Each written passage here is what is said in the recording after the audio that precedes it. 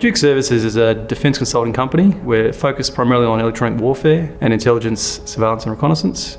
Yeah, g'day. So my name's Alan Dundas. I'm the CEO and Managing Director of DEWC. What we do is we support the ADF, so the Australian Defence Force. And so we've got a lot of veterans in our company. I'm a veteran myself, so it's kind of in our blood to continue to help them be successful. Day to day, we've got folks who are embedded with defence, working alongside them, in integrated teams, helping, solve really kind of challenging problems, helping Australia and our sovereign defence interests be the best it can be.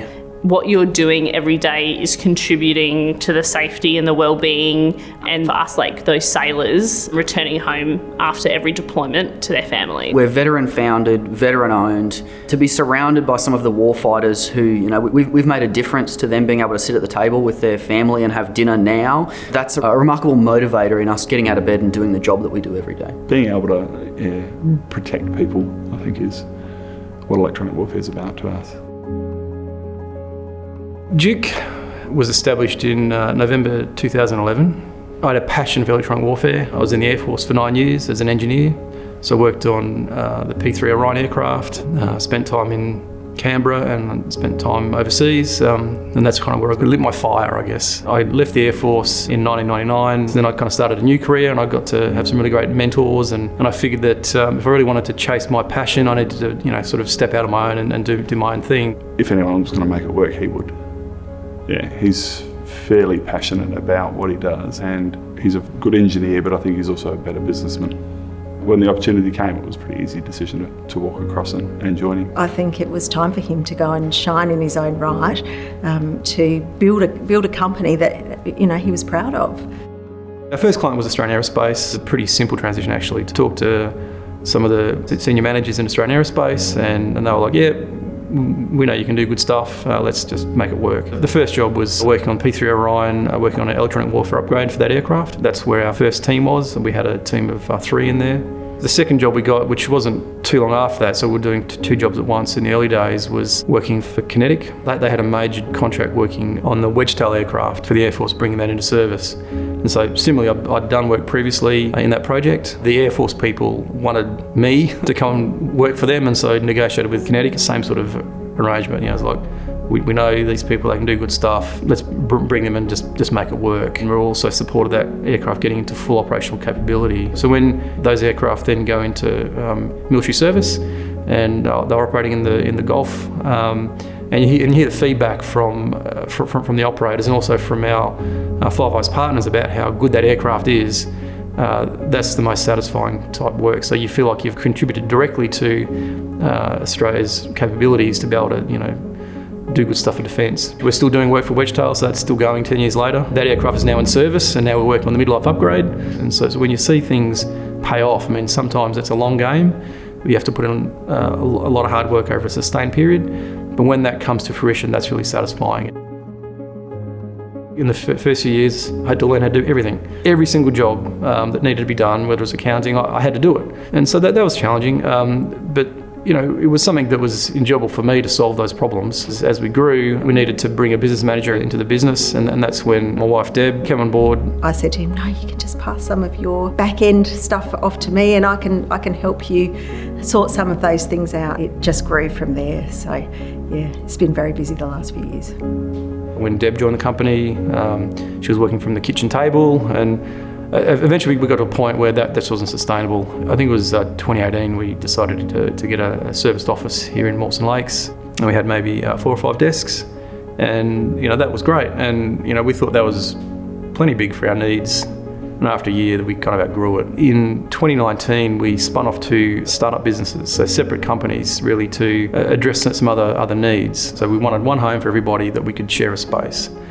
It was exciting to move into a big tenancy. It was kind of scary because we were very much committed to this longer lease of a big space.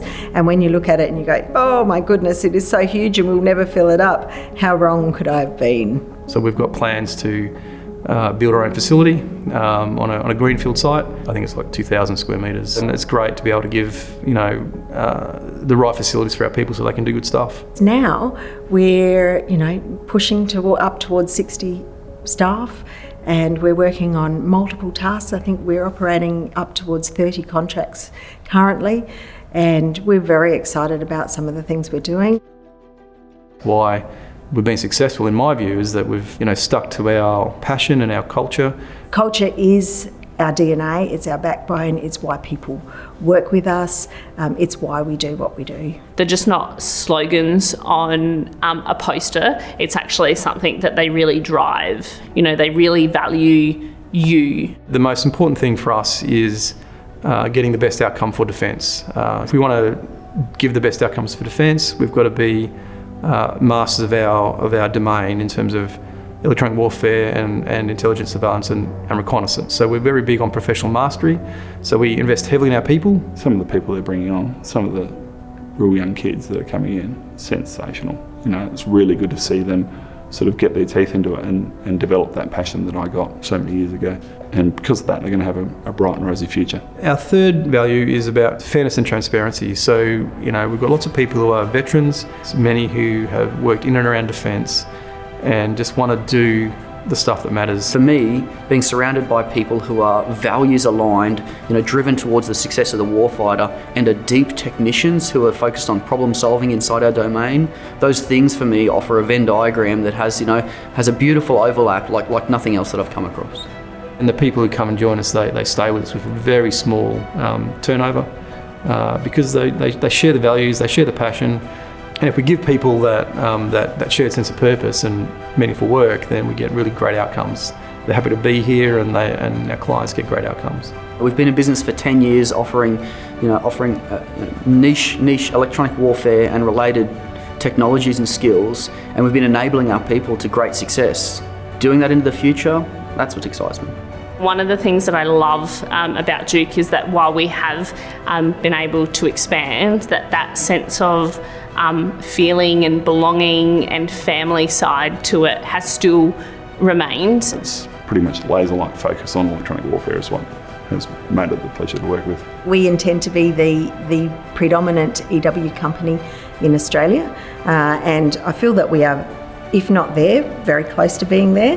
What excites me is that there's really no limit to where we can go, and so we've now got a really broad network of work that we're doing and broad network of clients. If it's anything like how we've come from the last 2 years, it's going to be a pretty amazing place.